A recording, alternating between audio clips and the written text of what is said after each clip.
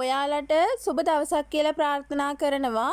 ඔන්න මාව ලයික් කරලා ඒ වගේම සබ්ස්ක්‍රයිබ් කරලාම එකතු වෙන්න මගේ වීඩියෝ එක බලන්න. මං අද ඔයාලට බෙල් අත කීප ක්‍රමයකට කියලා දෙනවා එකම පැටර්න් එක උපයෝගී කරගෙන ලේසියෙන් කරගන්නේ කොහොමද කියලා.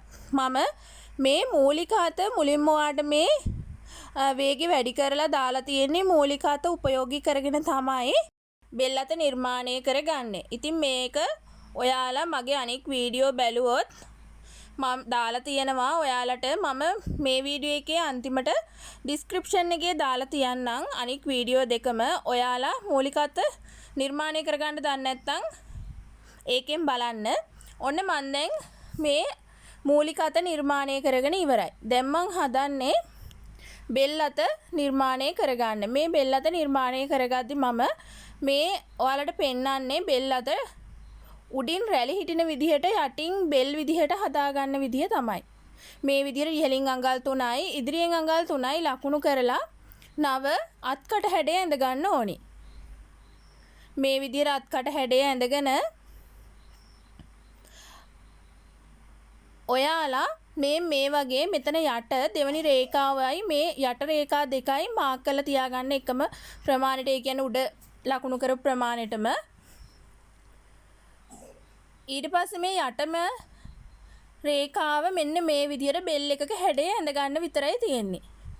එතකොට මේ බෙල් අතේ උඩ රැලි වෙලා යට රැලි වෙන්නේ නැතුව බෙල් අත නිර්මාණය කරගන්න පුළුවන් බෙල් එකක් වගේ කඩා හැලෙන්න.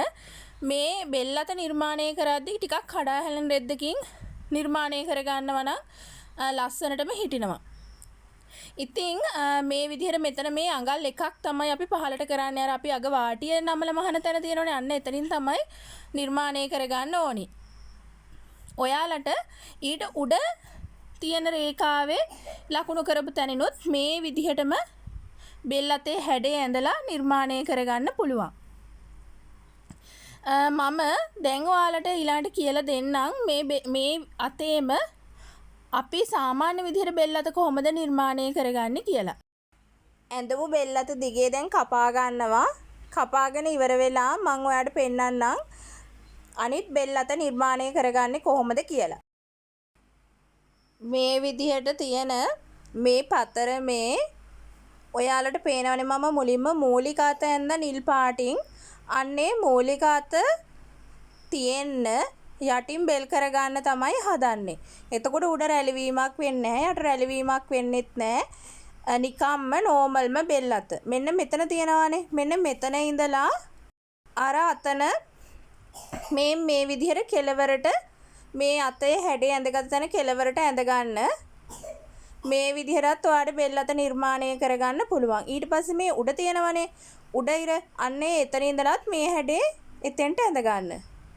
මෙන්න මේ ක්‍රම දෙකෙන් ඕන එකකින් ඔයාලට ඇඳ ගන්න පුළුවන් බෙල් අත. එතකොට උඩ රැලිවීමක් නැහැ යට රැලිවීමක් නැහැ. මෙන්න මේ විදිහට මේ ක්‍රම තුනට ඔයාලට බෙල් අත නිර්මාණය කරගන්න පුළුවන්. තවත් ක්‍රම තියෙනවා මේ බෙල් අත ඔයාලට නිර්මාණය කරගන්න.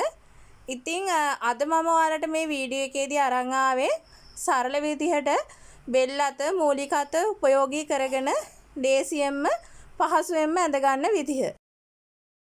තව දෙයක් කියන්න ඕනි මම ඉහළට මේ අඟල් 3ක් ලකුණු කරලා තියෙන්නේ. ඔයාලට එක අඟලක් අඟල් 2ක් අඟල් 3ක් අඟල් 4ක් ඒ වගේ වැඩි කරගෙන කරගන්න පුළුවන්. මේ අඟල් 3ක් කියලා සම්මත බිම්මක් නැහැ.